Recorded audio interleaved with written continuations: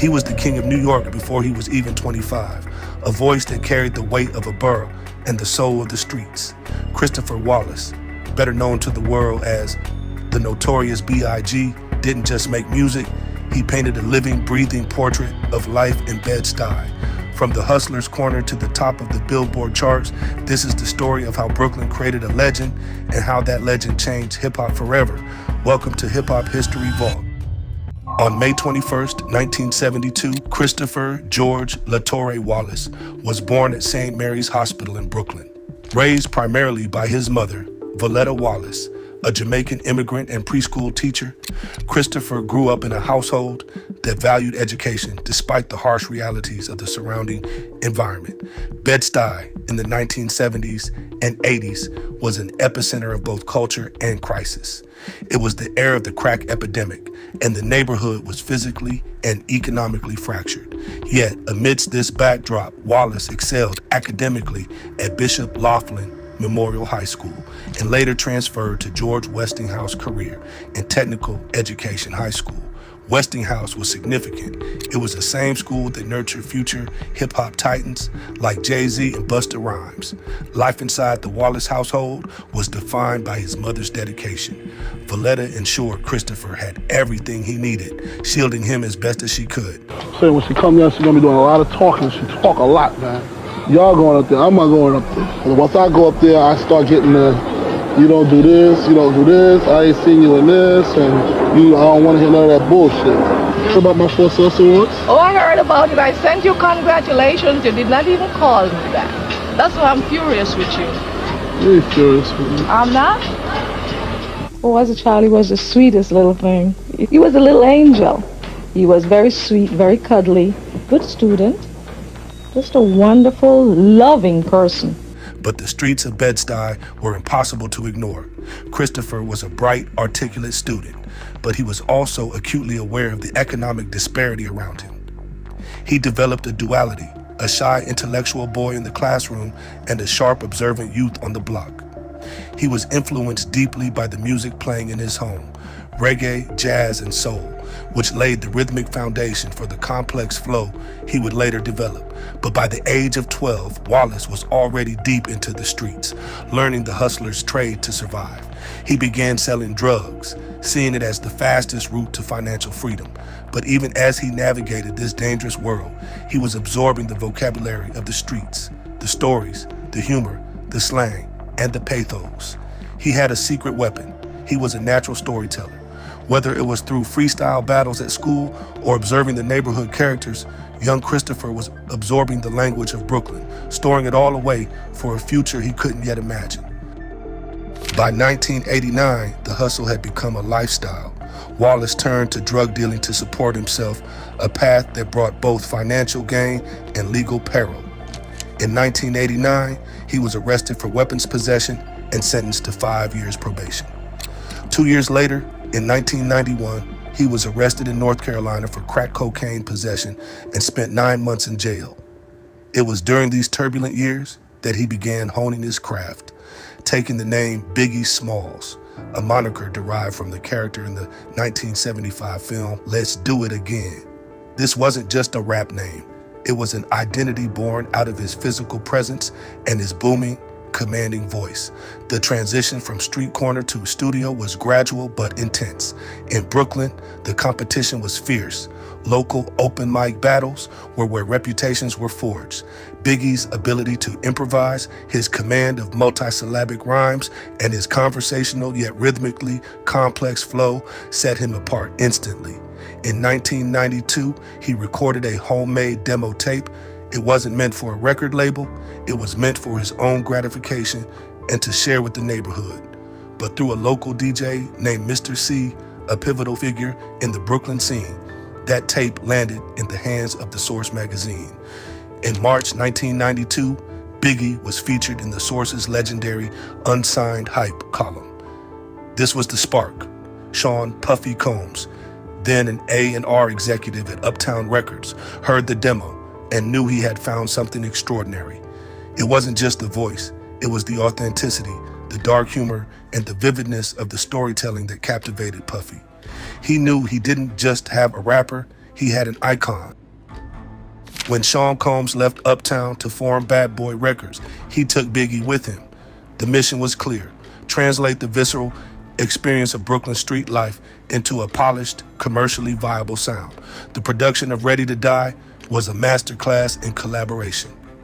Puffy recruited legendary producers like Easy Mo B and DJ Premier to craft a soundscape that felt both authentic to New York and radio friendly. They moved away from the complex, abrasive jazz loops of the time and towards something more melodic, cinematic, and polished. On September 13th, 1994, Bad Boy Records released Ready to Die. It was an instant masterpiece. The album was raw, autobiographical, and technically flawless. Tracks like Juicy became anthems, offering a rags to riches narrative that felt genuine. Big Papa showcased his undeniable charisma, his ability to switch from the grim realities of Things Done Changed to lighthearted, smooth-talking tracks. The brilliance of Ready to Die was in its narrative structure. It felt like a film, charting the life of a young man caught between his ambitions, the streets, and his own conscience. It was unflinchingly honest, documenting his struggles with depression, the pressure of his environment, and his determination to succeed. Ready to Die didn't just sell, it reestablished New York City as the epicenter of hip-hop after the West Coast dominance with G-Funk. With this album, Biggie was no longer a Brooklyn hustler. He was the voice of a generation. He turned the harsh realities of the street into a cinematic experience, blending storytelling with a flow that was effortless, precise, and instantly recognizable. By 1995, Biggie was officially King of New York. He was a multimedia star, collaborating with artists like Michael Jackson and R. Kelly.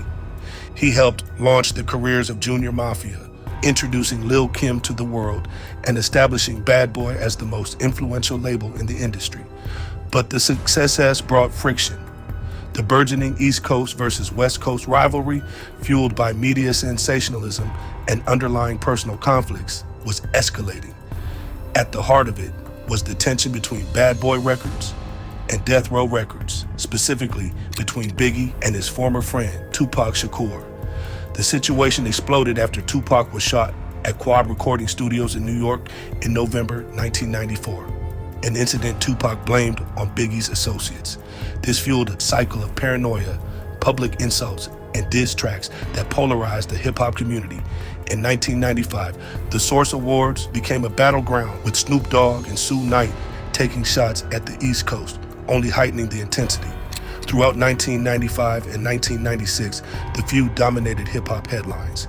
It was a dark, volatile chapter, one that distracted from the music and ultimately led to a tragic trajectory. The media, hungry for narratives, amplified every tension, making reconciliation nearly impossible. I kind of realized how powerful Tupac and I were, you know what I'm saying? Because we two individual people, we waged a coastal beef. You know what I'm saying? One man against one man made a whole West Coast hate a whole East Coast and vice versa.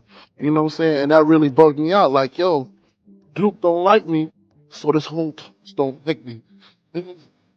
I like my Biggie, in interviews, often expressed exhaustion with the conflict, wanting to move beyond the hostility, but the narrative was already moving faster than he could control. Biggie Smalls redefined the image of a rapper. He was a master of persona, a figure of larger-than-life charisma and effortless style. He wasn't the lean, athletic rapper of the 80s. He embraced his size, making it part of his brand. He brought high fashion labels like Versace into hip-hop, often rapping about Versace shades and Coogi sweaters. This was a deliberate attempt to project success, luxury, and the good life. He was photographed draped in high-end streetwear, sporting the iconic Coogi sweaters that became synonymous with his look. He made it cool to be opulent and to live large. His style, the canes, the heavy gold, the designer brands, became a visual shorthand for success that thousands of aspiring artists emulated. He taught the culture how to dress like a boss, with the confidence authentic to his Brooklyn roots. In early 1997, Biggie was in Los Angeles, finalizing his ambitious double album, Life After Death. He was hopeful, wanting to move past the coast conflict and focus on his family, his label, and his future. He was working at a feverish pace, aiming to show a more mature side of his artistry, a more philosophical, reflective, and commercially expansive Biggie. On March 9th, 1997, after leaving an industry party in Los Angeles,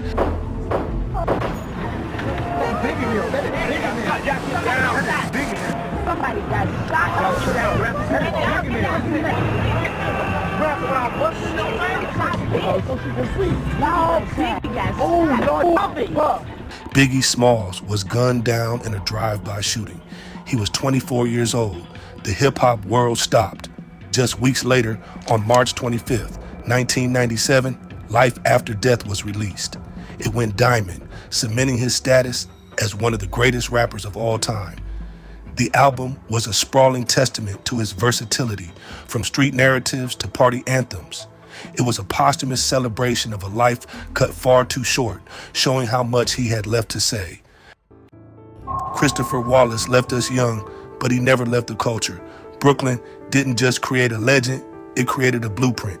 Every rapper who tells their story with unflinching honesty owes a debt to the Notorious B.I.G. His life reminds us of the fragility of success and the enduring power of a story well told. If you enjoyed this deep dive into the history of hip-hop, hit that subscribe button and turn on notifications so you never miss an episode of Hip Hop History Vault. Comment below. What is your favorite track from Ready to Die and why? We'll see you in the next one. I don't see my son as the notorious Biggie Smalls or whatever.